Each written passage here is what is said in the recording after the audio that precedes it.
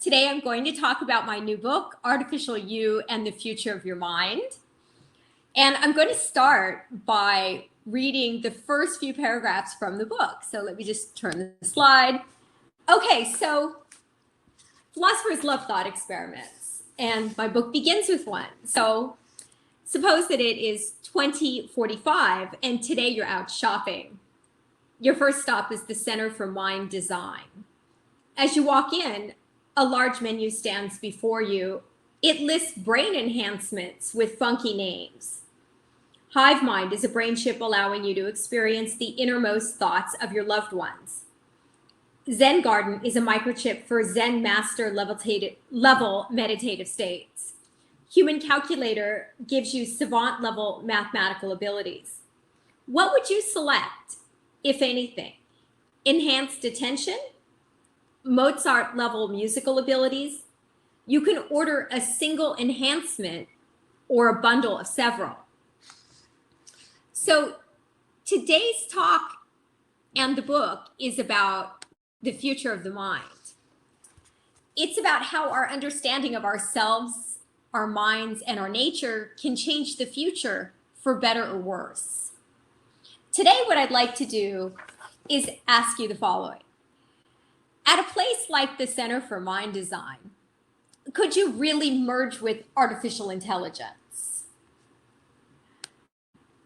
Well, in answering this question, I have a little roadmap that I'm going to follow just to keep things simple. After all, the mind gets weary with these online presentations. So part one will sketch some background issues involving transhumanism, neurotechnology, and age-old philosophical questions. Part two of the talk will offer what I call design ceilings. So these will involve philosophical issues such as the nature of consciousness and the nature of the person. And then part three will sketch some big picture issues involving our place in the cosmos and the road ahead.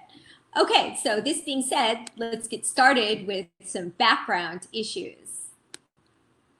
So the brain's evolution was heavily constrained by environmental, anatomical, and metabolic demands. AI-based brain enhancement technologies, in contrast, could augment intelligence at a rate that is much quicker than biological evolution.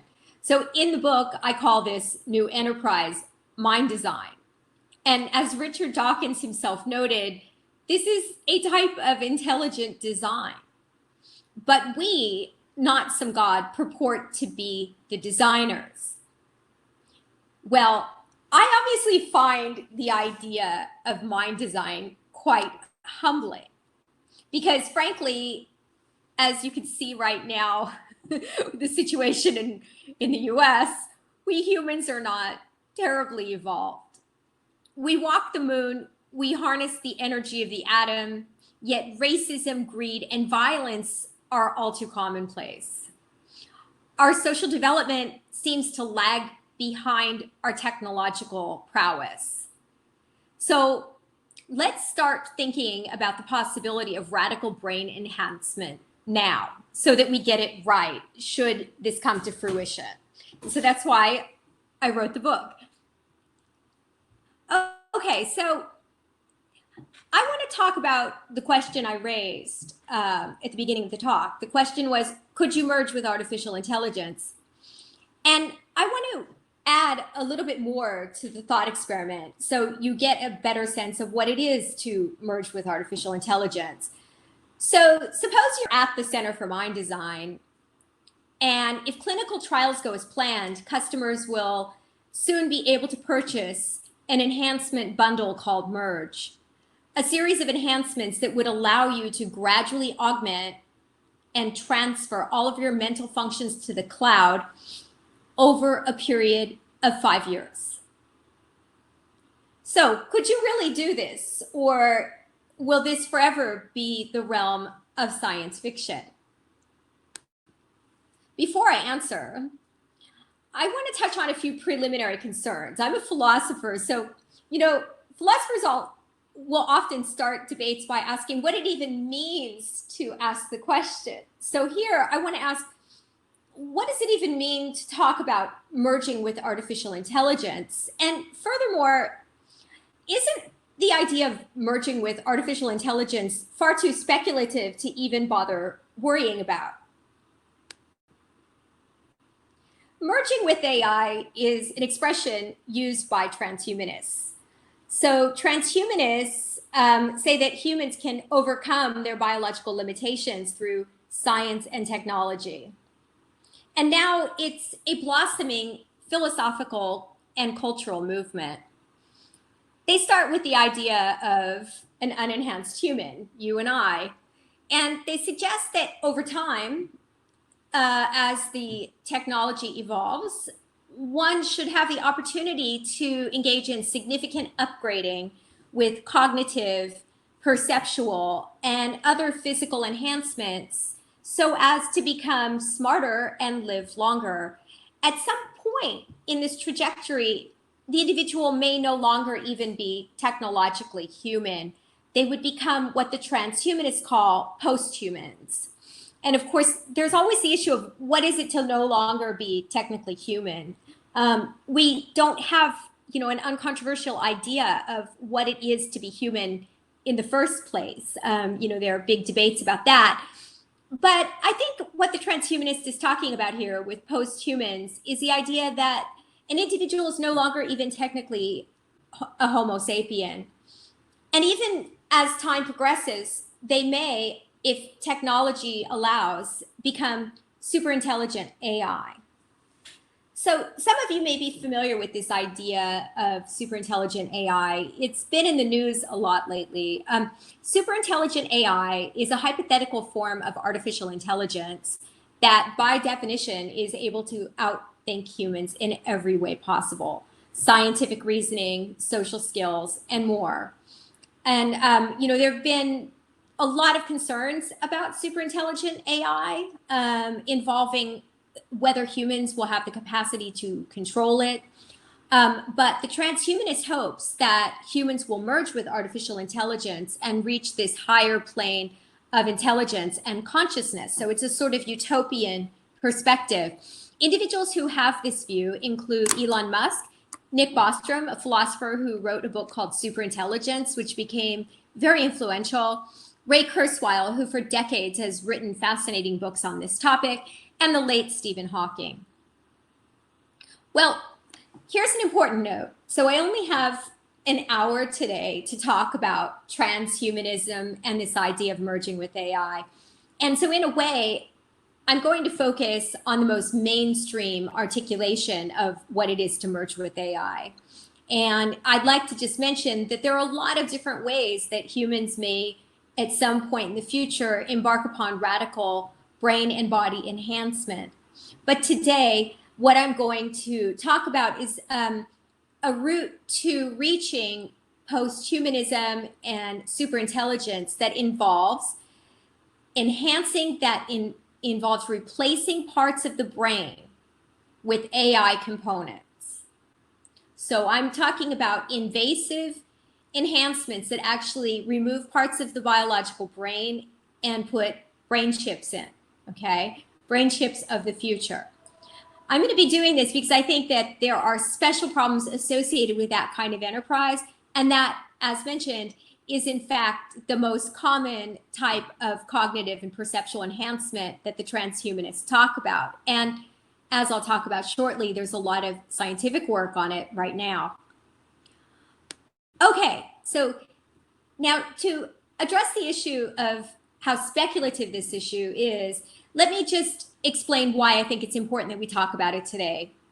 Well, as I mentioned, transhumanism is an increasingly influential view of the future of the mind. So, I am, as NASA chair, working with Congress in Washington, D.C., and I'm frequently working with tech leaders and whatnot. And it honestly is a perspective which is had by many in the tech world, whether it be the political arena, the business arena, or the arena of scientific research. In addition, I'm intrigued by these issues as a philosopher because they raise a classic philosophical issue that I've been interested in for 20 years, which is the question, does consciousness transcend the brain? So if you have a religious background, you have probably asked this question as well. This way of discussing it doesn't directly involve religion. In fact, what it is doing is asking whether our technology at some point in the future may allow us to transcend the limitations of the biological brain and have a sort of technological immortality, if you will. And as a cognitive scientist whose first book was on the format of thought, I think this issue is extremely important because it touches on what I think is actually a leading perspective of the nature of mind in cognitive science. And that perspective suggests that the mind is something like a software program. So that does relate to the transhumanist picture, as I think it's something that they very explicitly believe. I won't be able to delve into that perspective of the nature of the mind in today's talk, but let me just say that there's an entire chapter on this topic in my book. And even though I think the brain is computational, as a cognitive scientist, I think the leap from talking about the brain to the nature of the mind in this context is actually problematic. So I actually have problems, philosophical problems, with the view that the mind is a software program. But I don't have time to talk about that today. One final reason that I think I should raise to motivate the timeliness of this discussion is something I'm borrowing from the historian Michael Bess. He talks about the Jetsons fallacy. So I imagine lots of you saw Star Wars, fewer of you saw the cartoon The Jetsons, but in both cases, and in a lot of science fiction more generally, humans are depicted as just being like us. They're unenhanced, but all around them, there's sophisticated artificial intelligence technology. So think about R2-D2 and C-3PO. Well, Bess thinks that this is a weird way of looking at the future. In fact, he says that it commits the Jetsons fallacy, if you will. We shouldn't assume that AI will just change the world around us. In fact, it will change the human mind as well. So we will be different. And that's why I think it's important to talk about this idea of merging with AI, because I suspect the next big wave of AI work could actually involve us integrating humans with artificial intelligence. And I'll talk a little bit about that more shortly. So now I'd like to discuss current trends. So Elon Musk, who, someone I'm quite fond of his work on cars and rocket ships. I'm not so fond of his work on merging humans with AI. He recently said that humans can keep up with AI by having some sort of merger of biological intelligence and machine intelligence. And a few years back, he founded a company designed to do this. They have eventual implantable chips in progress that would allow data from your brain to travel wirelessly to your digital devices. So the idea here is to merge you with your digital devices, give you direct access to what's going on with your loved ones, something you may not want. But Musk thinks that the idea of being interconnected and directly connected to the cloud is a feasible thing. And he also thinks that it will help us keep up with superintelligent AI as it's developed. So the idea is we stay relevant in the world by becoming cyborgs. We won't be outmoded in the workplace because we can keep up with superintelligent AI. And further, we can follow the complex computations of a superintelligent if we too are superintelligent. So this may in fact help with the worry that Musk, Bostrom, Hawking, and others have had that humans will lose control of superintelligent AI. Well, you might think Musk is an outlier with his research, but that's not so. In the domain of neural prosthetics, Ted Berger over at USC and in work with co-sponsored by the Defense Department in the United States is working on an artificial hippocampus, and it's already in phase 3 clinical trials in the US. So the hippocampus encodes new memories. Individuals like in Britain, Clive Wearing, famously have problems encoding new memories because their hippocampus has been damaged. So there's now a chip that's actually currently external to the brain, and it mimics the algorithm that the hippocampus runs when it encodes new memories. And the idea here is to develop a memory prosthetic for people who have massive memory disorders. And it's actually being done with some success, although the chip itself is not currently implanted in the head. It's external, but it's computing, roughly like a very early version of what the hippocampus does. DARPA also has a lot of other brain implant projects, closed loop neural implants for post-traumatic stress disorder, all sorts of other mood disorders. Facebook is doing all sorts of stuff in building 8, and that really worries me.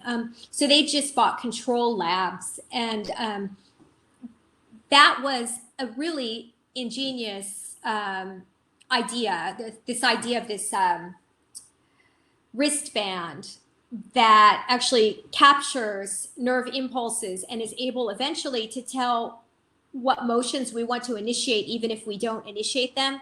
That was developed by Thomas Reardon, who developed the Internet Explorer, and that was purchased several months ago by Facebook for the purpose of integrating humans to virtual reality technologies. So this technology is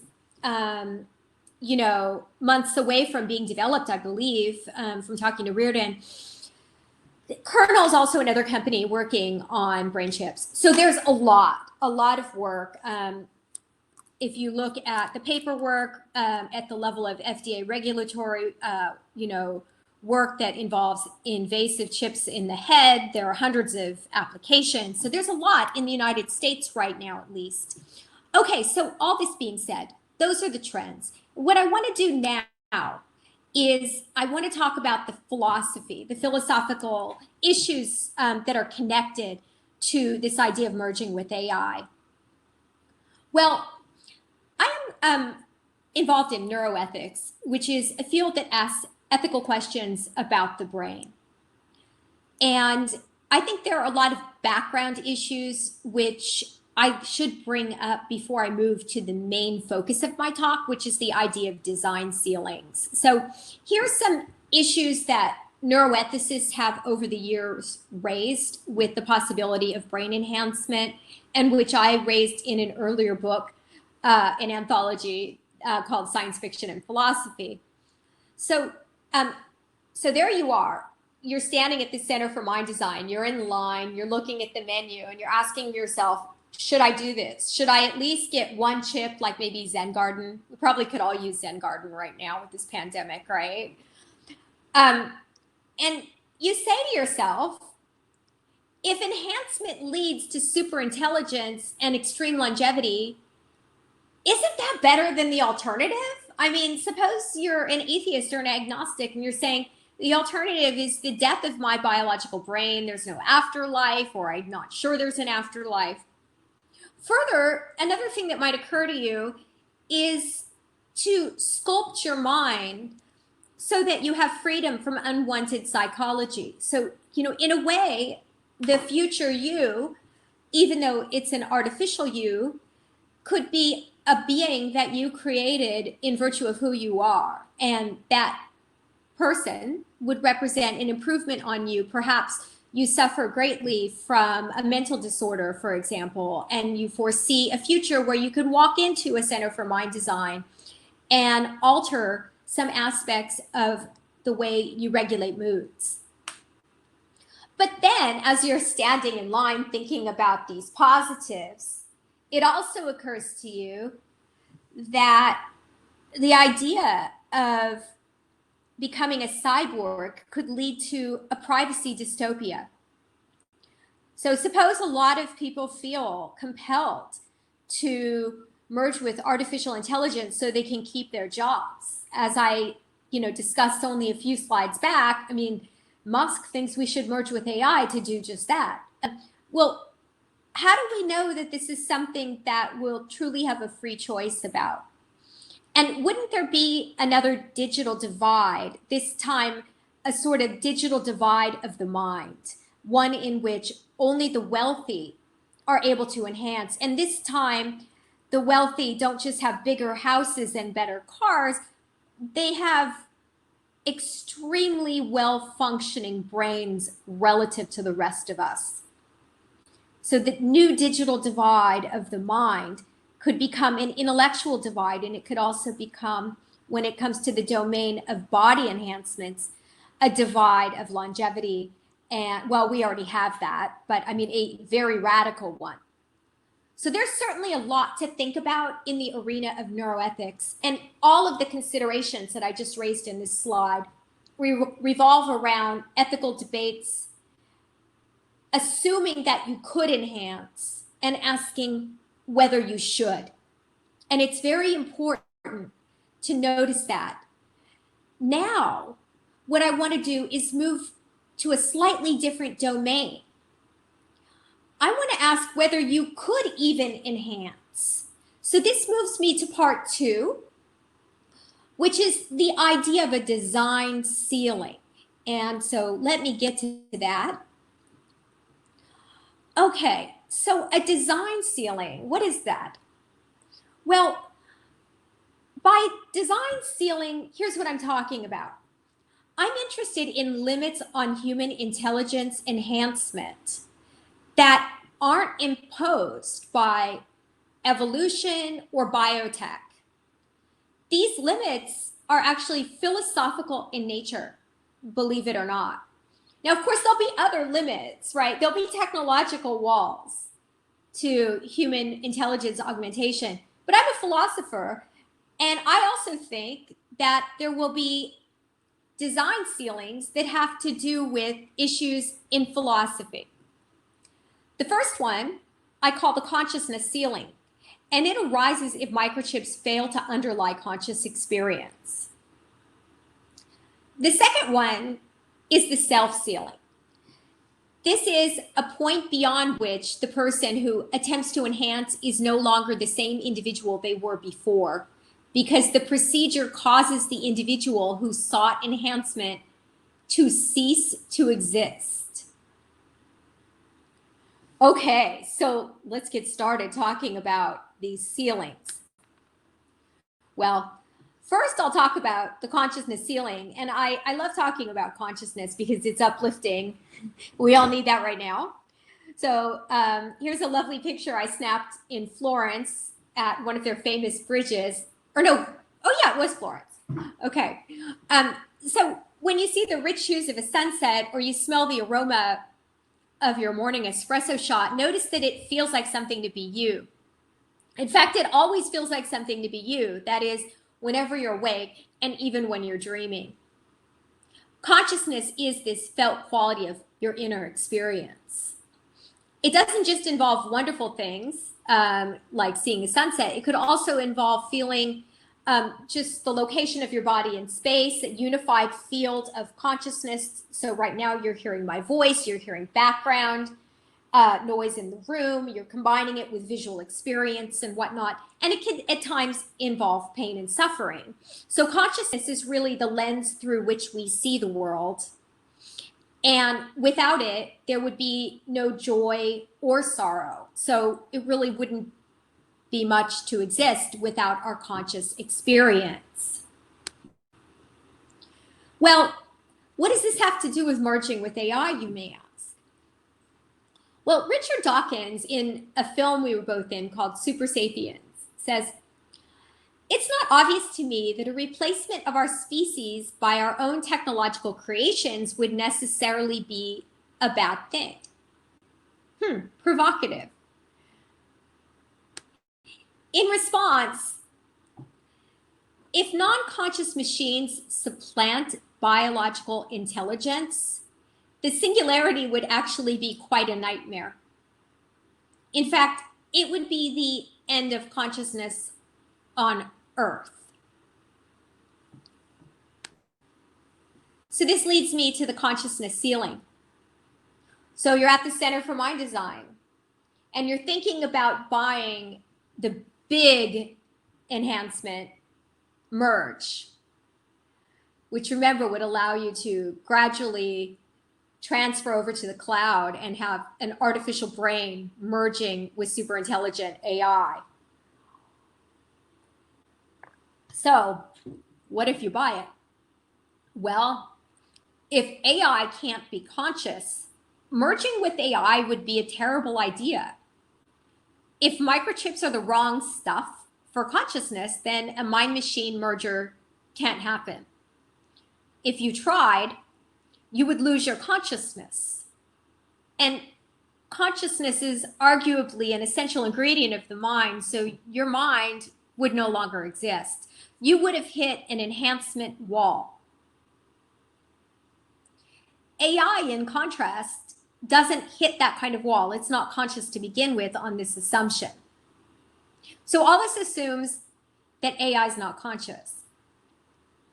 In the book, Artificial You, I have a few chapters on AI consciousness. I take a wait and see approach, and I offer tests involving machine consciousness. So one of which I developed with a colleague of mine at the Institute for Advanced Study, Edwin Turner. Here's a good response, though. I think I have a response to it as well, but I think it's an important response. So you might say, well, there's not really a consciousness ceiling because most of the computations in the brain are actually non-conscious computations. And so we don't hit that ceiling, even if consciousness in a different substrate, an artificial substrate, is not possible, because we can just use AI to enhance the periphery of the brain, the areas of the brain that don't underlie conscious experience. And we can get really smart because remember, most of our computations are non-conscious anyway, according to cognitive science. I do think there's a problem with this. There are a lot of debates right now on the neural basis of consciousness, and many people involved in those debates believe that the areas of the brain that underlie working memory and attention are implicated as being part of the neural basis of conscious experience. If we can't enhance our attention and our ability to hold different chunks of information into our attention at a given time, which is our working memory, I just don't think we're going to be able to enhance the periphery of the brain very well, because there are bottlenecks on the human brain's capacity to attend to and synthesize data piping through the brain. So there's famously, the most famous paper in psychology and cognitive psychology is a paper by Miller talking about the magical number 7 plus or minus 2. And that number 7 alludes to the number of manageable chunks of data you can actually hold in your mind at any given time. So the problem is this: if you can't enhance working memory and attention, then how could a normal, those parts of the brain that remain normal, even be able to synthesize all the data through the parts of your brain that are enhanced? So I do suspect that if consciousness isn't the sort of thing which can be instantiated by brain chips, we might have a problem augmenting our brains. So I call that the consciousness wall, and I consider it an open question whether we'll hit it. Now let me turn to a different ceiling. This one is even more mysterious than the consciousness ceiling. This is the self ceiling. So for the sake of argument, suppose the consciousness ceiling doesn't arise. And let's ask again, should you buy merge? Well, in order to understand whether you should enhance, you need to first understand what you are to begin with. So let me just ask you, what are you? What is a person? What is it to be a self? And would you continue to exist if you bought merge? Or would you have been replaced by someone or something else? to delve into this question, we need to do a little bit of metaphysics. So one of the fields that I love the most in philosophy is contemporary metaphysics. And there's a rich literature involving what's called personal identity, the nature of the self. To introduce this, I'll use the example of an espresso machine. You can probably tell I like coffee. There you are.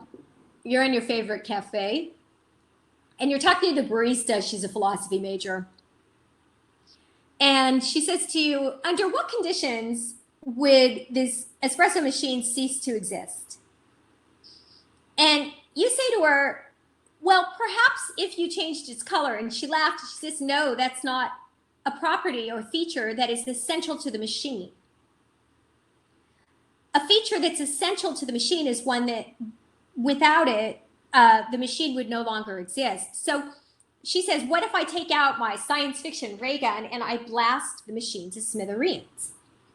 And then you say, well, of course, in that case, the machine no longer exists. So that would have altered an essential property or feature of the machine.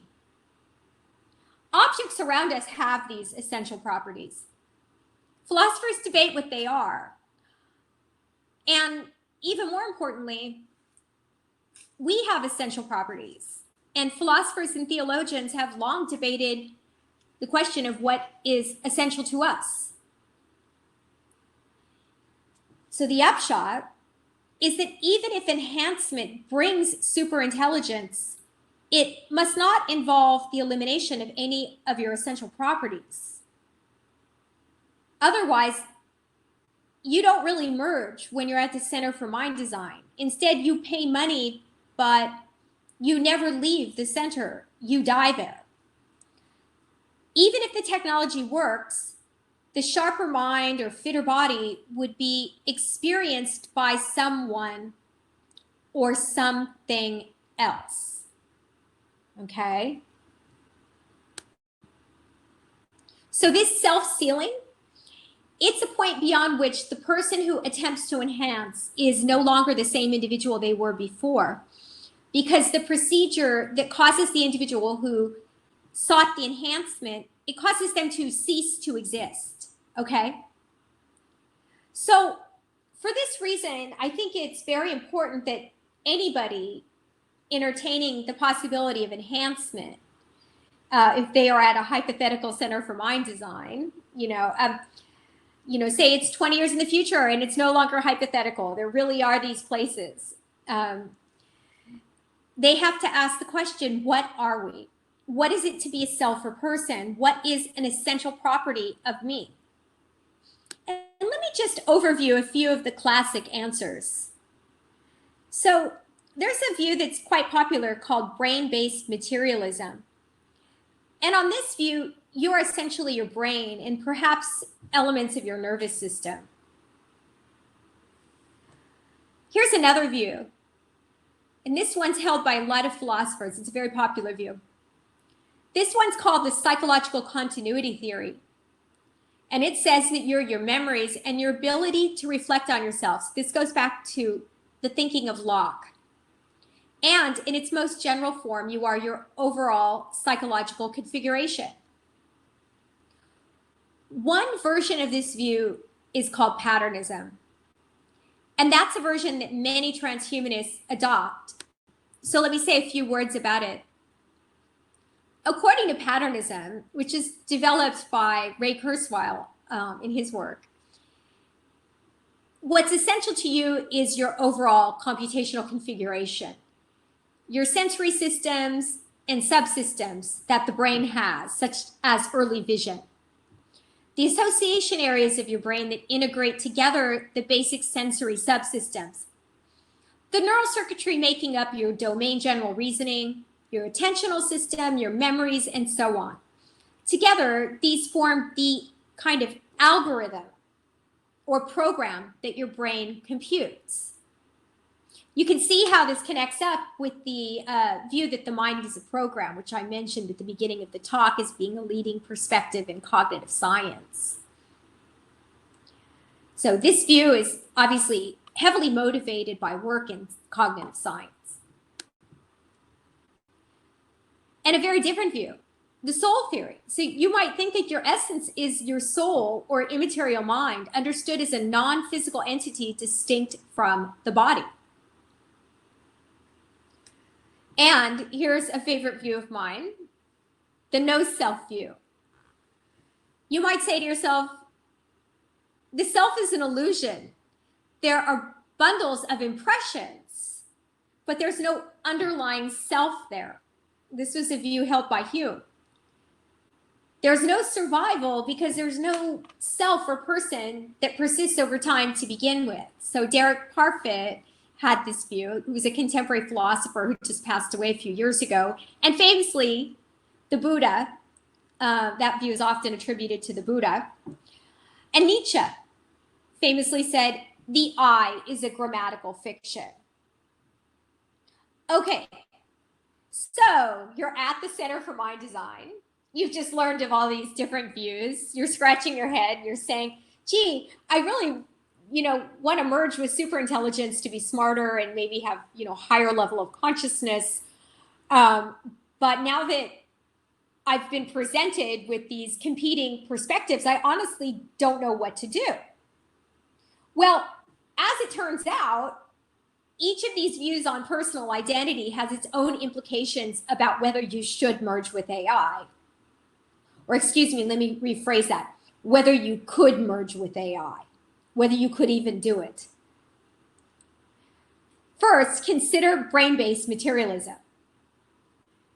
Well, on this view, you can't change substrates. You actually die if you replace too much of your biological brain, right? So you should leave the Center for Mind Design right away. And if you're a scientist and you're working on brain enhancement, you should bear this in mind. Because if you think the mind is just the brain, or the brain is essential to, the quality of your thinking, which seems quite reasonable, then neurotechnology should actually develop biological brain enhancements, if enhancements are done at all, as well as minimal AI enhancements that don't involve replacing or damaging key parts of the brain. So that's a really important point, and it suggests a way that philosophy informs the direction that science takes. But what if you have the soul theory? Well, in this case, your decision to enhance would seem to depend on whether you have justification for believing that the enhanced body would retain the same soul or immaterial mind. So this might be a conversation to have with a religious advisor. And what about the no-self view? Well, in a way, if I ask you if you should merge with AI, I'm asking you a trick question on this view, because you don't merge with anything, because there's no you to begin with that survives from minute to minute. You might decide, though, to embark upon the surgery because you think that you'd be creating a future being which can reach a higher level of consciousness, but you wouldn't be merging with artificial intelligence. Now, what about Patternism? Because this is, recall, the transhumanist's own view. My book has a few chapters attacking Patternism as a view of the nature of the self. One problem is this: we really don't know when your pattern would continue or end. So remember, the idea of a pattern was fleshed out as being a sort of algorithm or program that the brain runs. Well, the program is going to be continually changing. So what changes in the program are actually compatible with your continuing to exist? I mean, if you go into a Center for Mind Design, you may be embarking upon some very serious enhancements. So maybe deleting a few bad chess playing habits is kosher. It's compatible with your existence. But what about more serious mind sculpting endeavors, like adding several brain chips that give you new cognitive abilities? In sum, it's not clear if you could merge, even according to the transhumanist's own view. Now, I dove into a lot of other objections in the book that I don't have time to talk about today, but this is just an example of the sort of problem that patternism faces. So what do we do? Suppose it's 20 or 30 years into the future and we actually have some options. Maybe we can add Zen garden, or maybe it's 100 years into the future and we have at least an option available to us in biotech to merge with artificial intelligence in this full-blown way, becoming super intelligent ourselves. What do we do? Well, I don't think it's easy to provide a convincing argument for any of the views of the nature of the self which I've listed. And there are more views, but I don't have time to get to all of them. Like many issues in philosophy, there's no easy solution. There's no uncontroversial answer to topics like the nature of the self, whether we have free will, the nature of the mind. I mean, that's what makes philosophy fun. So what I suggest is that we take a stance of metaphysical humility. Here's what I mean. Claims about survival that involve you transferring your mind to a new type of substrate or making drastic alterations to your brain, those should be carefully scrutinized, because there's intense disagreement in the philosophical literature and there's no easy answer. And look, if the mind is just the brain, you're in trouble. Further, even enhancements that just involve gradually replacing parts of your biological brain without enhancing your cognitive or perceptual skills, if done in the wrong way, maybe too quickly or with a radically different substrate, they could be risky. And that's because, again, for all we know, the brain could be essential to the self. Here's a safer approach, I suspect. If you really want to enhance, seek instead limited integration with artificial intelligence rather than a full-blown merger through removable devices, a sort of intellectual exoskeleton, if you will, or perceptual exoskeleton. Biological enhancements rather than AI-based enhancements, or brain implants that don't involve replacing existing brain tissue and which aren't too radical, because remember, radical shifts can mess up your psychological continuity. And my job as a philosopher is to try to inform the public of risks. So one thing I tell people, policymakers, when I give this talk to policymakers, is that consider how in the United States, when you consider the possibility of getting a genetic test that could tell you that you have some terrible illness, you're supposed to go to a genetic counselor first. So many of the hospitals here have trained individuals who sit down with you and they explain the nuances. So they'll explain to you, well, you may find that you have a gene that contributes to a greater risk of senility, but there's really nothing we can do about it right now. You may find out that you have the breast cancer gene and have trouble getting life insurance, so get your life insurance first. These are important issues, and so you can understand the value of genetic counseling if someone's getting or entertaining getting genetic tests. Well, similarly, I think that some sort of philosophical counseling about these issues, should brain enhancement really become possible, would be in order. I think it's important, not that we legislate that someone enhance or not enhance, and not that we legislate that a particular view of the nature of the self is right, that we instead take a metaphysically humble approach and present people with options so that they can make intelligent decisions. Okay. So all this being said, in the last few minutes, what I want to do is I want to take a step back and talk about the big picture. So it's been a privilege to be the NASA chair at NASA and the Library of Congress, and to have had a project with NASA relating to this issue. So, you know, I've thought a lot about the evolution of intelligence throughout the universe. And of course, we don't know if other intelligences are out there. NASA will tell you that it's highly likely, or many at NASA will tell you this, because there are all these exoplanets that seem not just in principle inhabitable, but perhaps even inhabited, because the conditions for life are actually ripe over there at these different exoplanets. So maybe some of these planets are in fact inhabited. I mean, as it happens, we don't have a complete theory of life. We don't really understand what caused us to exist on Earth. And astrobiologists are working to sharpen up the existing theories of life and have a more complete picture.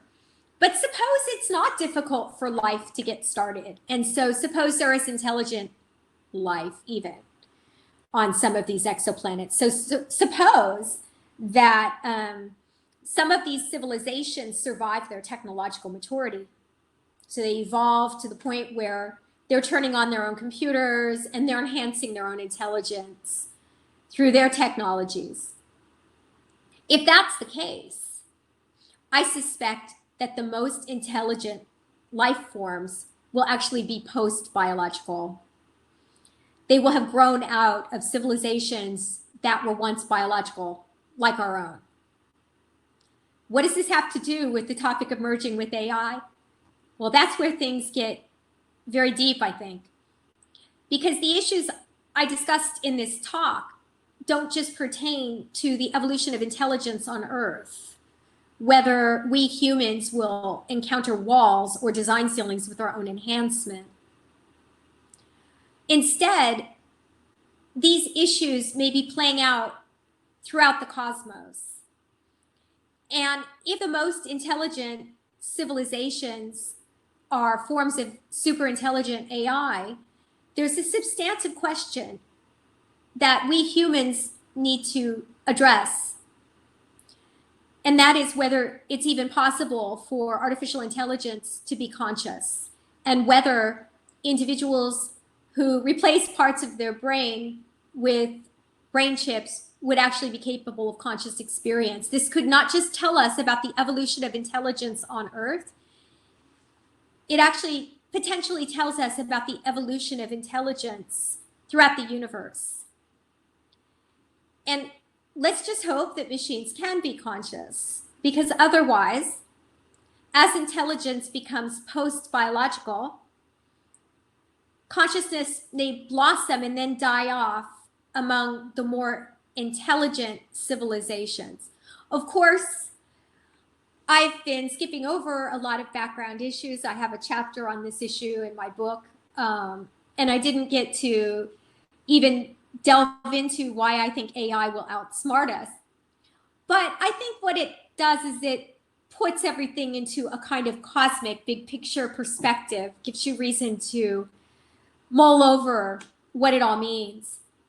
And I think these issues do really inspire humility. So I'd like to end by quoting Carl Sagan in the film Contact, which he helped write.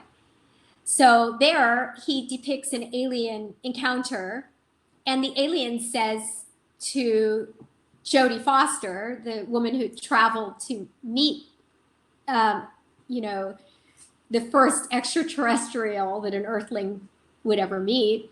He says, "You're an interesting species, an interesting mix. You're capable of such beautiful dreams and such horrible nightmares." So I urge then, let's get it right. Technological prowess is not enough. To flourish, we have to understand the philosophical issues that lie beneath the algorithms. Thank you.